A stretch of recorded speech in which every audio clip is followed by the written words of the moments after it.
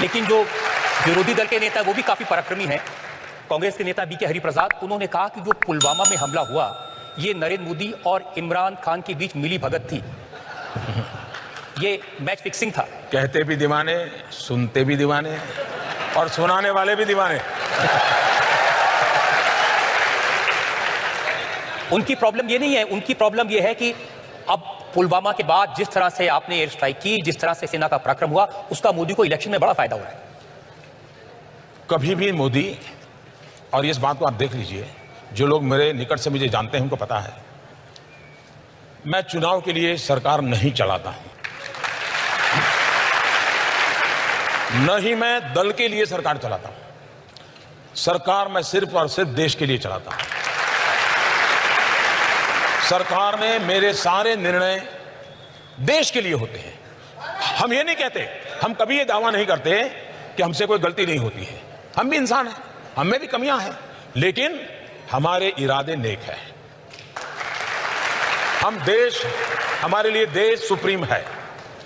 अब भारत में कुछ भी करो जी, कुछ भी करो, किसी न किसी कोण में चुनाव होता ही होता है। अब मुझे बताइए, कल यूएन ने इतना बड़ा निर्णय किया, मैं हैरान हूं। आज कांग्रेस के नेता बोल रहे हैं कि चुनाव के समय अजल मसूद का निर्णय यूएन ने क्यों किया। अब क्या इलेक्शन कमीशन नोटिस भेजेगा क्या?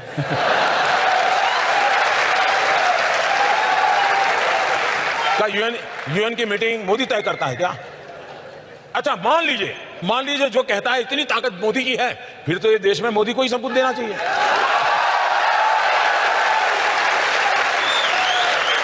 अगर यूएन से जो चाहे वो मोदी करवा सकता है, यूएन में चाहे वो डेट तैयार करवा सकता है, यूएन के अंदर 4 फेज के चुनाव के बाद फिर एक तय तारीख करके करता है ताकि 3 फेज पे फायदा हो, ये सब मोदी कर सकता है, तो फिर 130 करोड़ देशवासियों के लिए मोदी के बढ़कर और कौन चाहिए?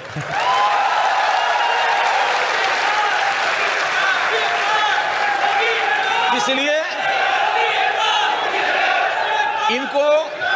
इनको समझ ही नहीं है कि वो क्या बयान करी। उनके दिमाग में चुनाव इतना भरा, यूएन निर्णय करे चुनाव। अभी यूएई ने उसके देश का एक सबसे बड़ा सम्मान मुझे दिया, उसमें भी उनको चुनाव दे दिया। अब रशिया ने एक बहुत बड़ा अवार्ड दे दिया, उसमें भी उनको चुनाव दे दिया। अब दुनिया के देश के लोग ये कोई हमारा चुनाव का टाइम टेबल या कोड ऑफ कंडक्ट पढ़ करके थोड़ा देश चलाते हैं जी, वो तो अपने हिसाब से देश चलाते हैं। लेकिन आप भी तो ऐसे काम करते हैं ना। आप पुलवामा हुआ, पाकिस्तान को पता था कि आप कुछ ना कुछ तो करने वाले हैं, मोदी खाली तो बैठेगा नहीं, और पाकिस्तान ने पूरी तैयारी की थी उसको रोकने की, तो भी गए और बिना खरोंच हुए वापस आ गए।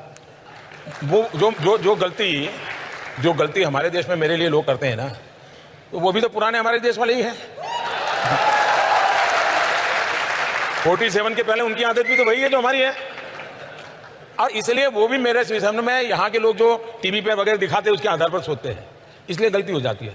उनको लगा था कि मोदी ने सर्जिकल स्ट्राइक किया था तो इस बार ऐसा कुछ करेगा, तो इसलिए उन्होंने सब वहां पर खड़ा कर दिया तामझाम पूरा। इवन अफगानिस्तान की बॉर्डर से भी लाकर के यहाँ रख दिया, इवन बलूचिस्तान में जो है उनको भी लाकर के यहाँ रख दिया, सारे टैंक लगा दिए, राडार लगा दिए, सब लगा दिए। अब हम बजरंग बली की जय कर करके ऊपर से चले।